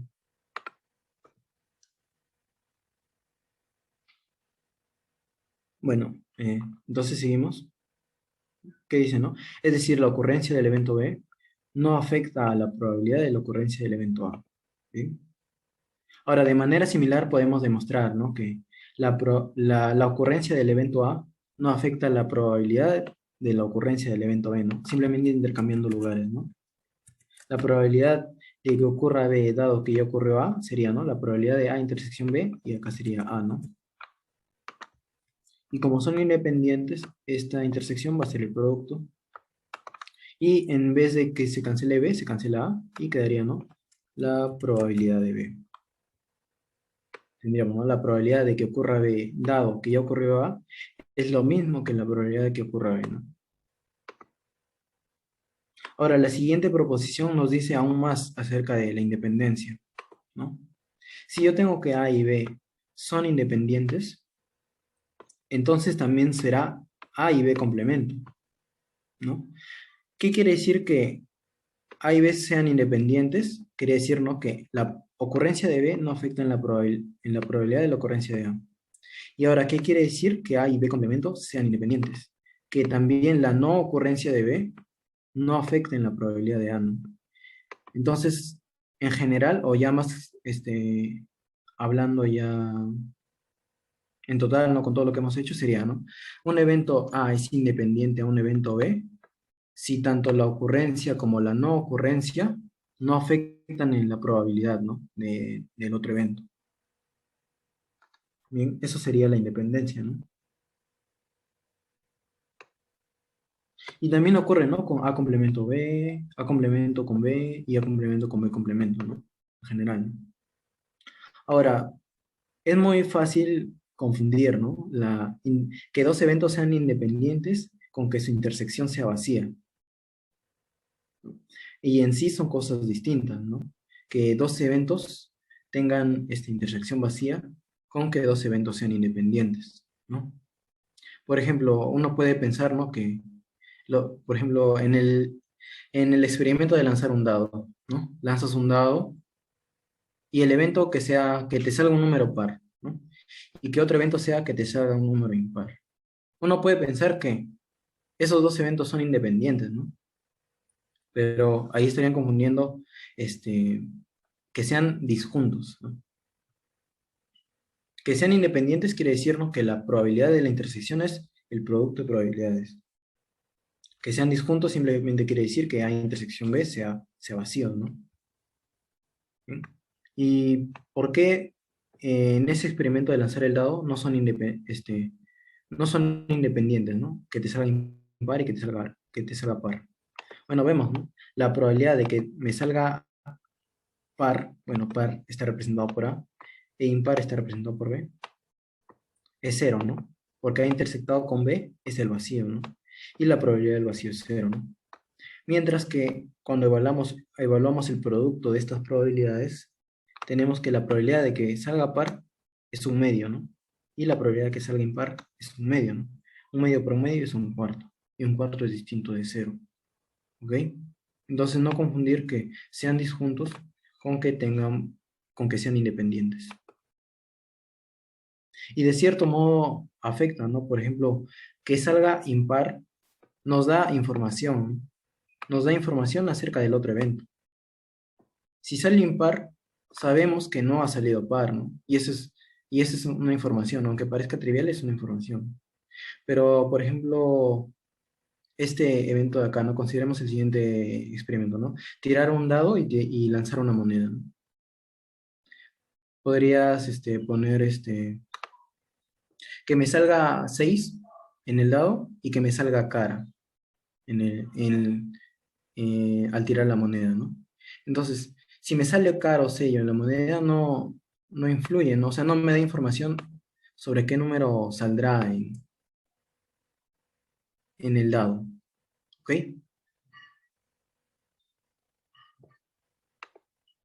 Entonces, podríamos considerar, ¿no? Como independientes, ¿no?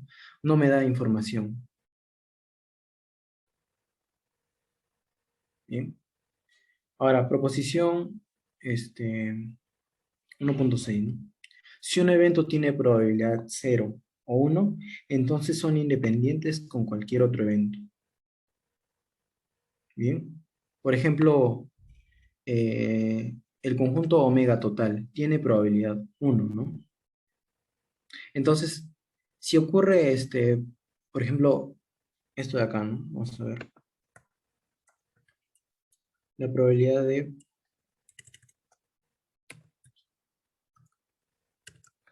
omega y cierto evento aleatorio B, ¿no?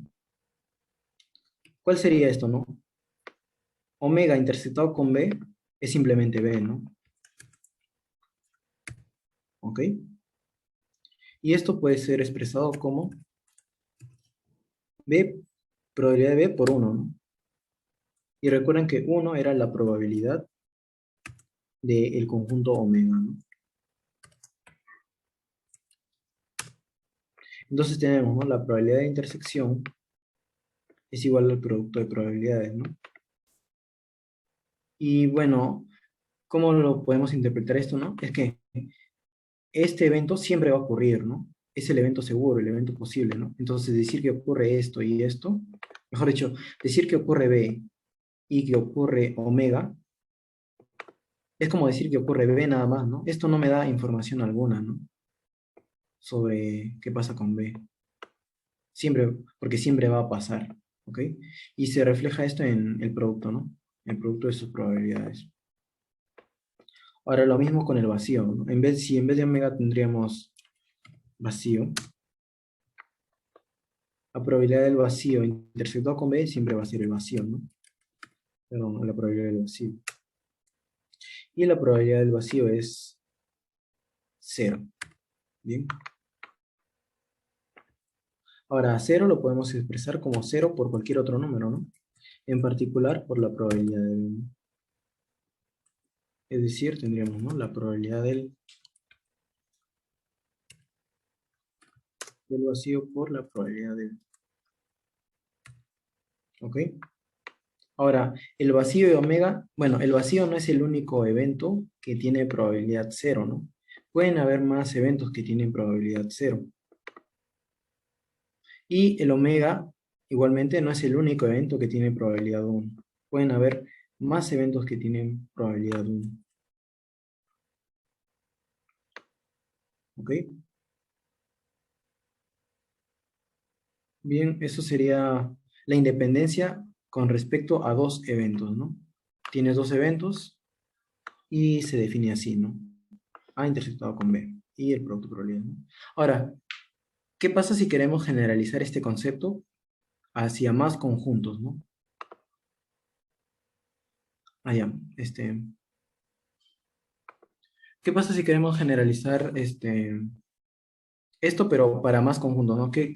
O sea, ¿qué pasa cuando tres eventos son independientes, o no? O queremos saber cuándo cuatro o cinco eventos son independientes. ¿Bien?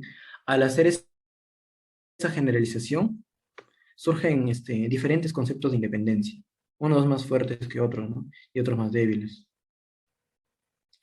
El primer concepto de independencia es el que se sigue directamente de esta definición, ¿no? Mira, por ejemplo, dados n eventos, ahora ya no tenemos solamente dos eventos, sino n eventos aleatorios, se dice que son independientes, así independientes a secas, ¿no? Independientes, sí, la probabilidad de la intersección de todos es el producto de las probabilidades de todos ellos. ¿Ok? Nada más. Ahora, hay otro tipo de independencia también, el de independencia por pares. El de independencia por pares, ¿qué nos dice? Nos dice que si yo tengo una colección, ¿no? de eventos aleatorios, no sé si es finita o infinita, ¿no? Simplemente es una colección, ¿ok? De eventos. Se dice que son independientes dos a dos, ¿no? Si tú eliges dos cualesquiera de acá, eliges dos cualesquiera y cumple, ¿no? Acá, perdón, cumple que la probabilidad de la intersección de ellos es la probabilidad del producto, ¿ok? Para dos cualesquiera, ¿no? Es por eso que se dice independientes 2 a 2, ¿no? Ahora, esto cumple, podemos verificarlo para 2. ¿Y qué pasa para 3 en este caso, no? ¿Será que la probabilidad, si tú escoges 3 cualesquiera de acá, se seguirá cumpliendo esto? ¿Se seguirá cumpliendo, digamos, ¿no? La probabilidad de ahí J a Z sería esto. Bueno, no necesariamente, ¿no? No necesariamente se va a cumplir esto. Veamos el siguiente ejemplo,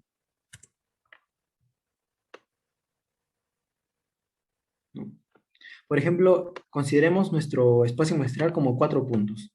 W1, W2, W3 y W4. ¿Ya? Y los siguientes eventos.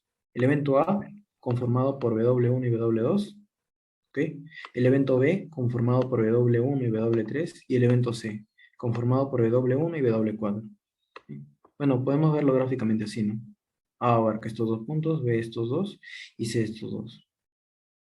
Entonces, vamos a comprobar que son independientes 2 a 2, ¿no? Entonces, la probabilidad de A intersectado con B sería A intersectado con B solamente es este punto, ¿ok? Y sería un cuarto, ¿no? Bueno, vamos a suponer que están idénticamente distribuidos estos puntos en probabilidad, ¿no? Así que sería un cuarto, un cuarto, un cuarto, un cuarto, ¿no? Entonces, la probabilidad de este punto es un cuarto, ¿no? Y la probabilidad de A por la probabilidad de B, que es un medio, sería un cuarto, ¿no? Por lo tanto, son iguales. Y así A y B son independientes. Igual pasa con B y C y con A y C. Pero ¿qué pasa con los tres? ¿Serán independientes? Es decir, la probabilidad de A intersectado con B intersectado con C será igual a la probabilidad de A por la probabilidad de B por la probabilidad de C. Pues no, porque esto nos da un cuarto, mientras que el producto nos da un octavo, ¿no? Entonces, que sean independientes por pares no implica que sean independientes, ¿no? Es decir, no implica que agarrado todos me dé el producto, ¿no? simplemente se va a cumplir estos dos, ¿no? Que para dos cualesquiera. ¿Ok? Entonces, ahí ya se diferencia, ¿no? La noción de independencia para más de dos conjuntos. Y hay una noción más, que es la de independencia colectiva o independencia mutua, que es mucho más fuerte que estas dos, ¿no? ¿Y qué nos dice la independencia mutua? Bien, en la independencia por pares escogíamos de dos en dos, ¿no? Acá en la independencia mutua vamos a escoger, bueno, vamos a tener en principio n conjuntos y vamos a poder escoger la cantidad que nosotros queramos, ¿no? Escojamos cualesquiera, ¿no? Cualquier cantidad de acá y siempre va a cumplir esto, ¿no? Que la intersección de los que hemos escogido va a ser el producto de ellos, ¿no? Por ejemplo, si quiero escoger, si tengo n igual a 10, ¿no? Puedes escoger 3 cualesquiera y va a cumplir esto. Puedes escoger 4 y va a cumplir, y así, ¿no? Para todos.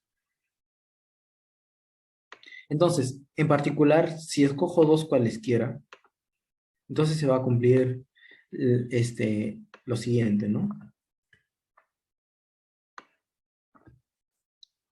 Entonces, vemos que la independencia mutua implica la independencia 2 a 2, ¿no? Ahora, esto es para cuando tenemos n eventos, n eventos, ¿no? Una cantidad finita.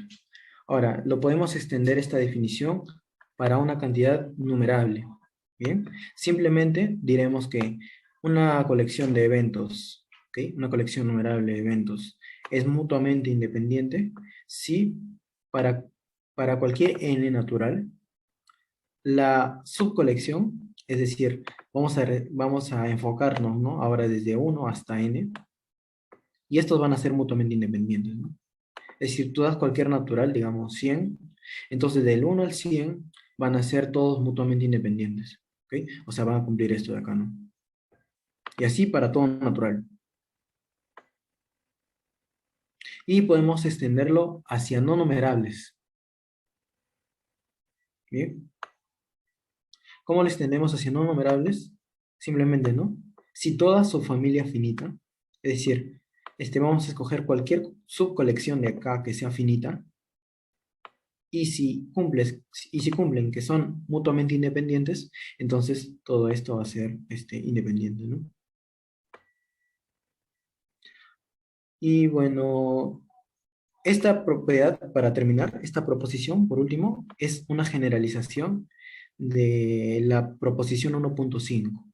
¿Qué nos dice la proposición 1.5? Nos decía, ¿no? Que si A y B eran independientes, entonces también lo son A y B complemento, o A complemento y B, o A complemento con B complemento, ¿no? Entonces, esta proposición nos dice que si yo tengo n eventos aleatorios que son mutuamente independientes, ¿no?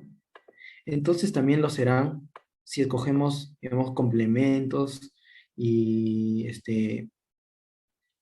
algunos que tengan complemento, algunos que no tengan, y así, ¿no? Y también se va a cumplir esto, ¿no? Ahora, para entender esta notación, que lo he hecho en clase, significa, ¿no? Epsilon que pertenece a este conjunto significa que epsilon va a ser un vector en Rn, ¿no? Va a tener n entradas, ¿bien? Y donde cada entrada simplemente va a agarrar el valor de 0 o 1, ¿ok? Y podemos asignarle a este vector, estos conjuntos, ¿no? Cada uno, ¿no? Hay n conjuntos, n entradas, ¿no? Y a cada entrada le vamos a asignar un, un conjunto. Y lo vamos a poner como superíndice, ¿ok? Entonces, ¿qué quiere decir esta notación, no? A sub k y como superíndice 0, ¿no? En el caso de que el E sub i tome 0, ¿no? Va a denotar al complemento de ese conjunto. Ahora, si el E sub i toma 1, recuerden que solamente podía tomar 0, 1, simplemente va a ser el mismo. Entonces, pueden reemplazar todas las combinaciones de E sub i que puedan, 0, 1, 0, 0, 0, así, ¿no? Y va a cumplir esto, ¿no? Desde que son mutuamente independientes. Bien, y bueno, nos vamos a quedar ahí. Esto lo voy a colgar al Classroom. ¿Alguna pregunta o algo? Esto sería todo el capítulo uno. Y si consideran que es muy poco lo que se hizo en independencia, bueno, no se preocupen. Estos temas, como digo, se van a tocar nuevamente con más fuerza cuando lleguemos a la ley de los grandes números. Bien. Entonces, esto sería el capítulo uno. El siguiente capítulo, que es la próxima sesión, van a ser variables aleatorias.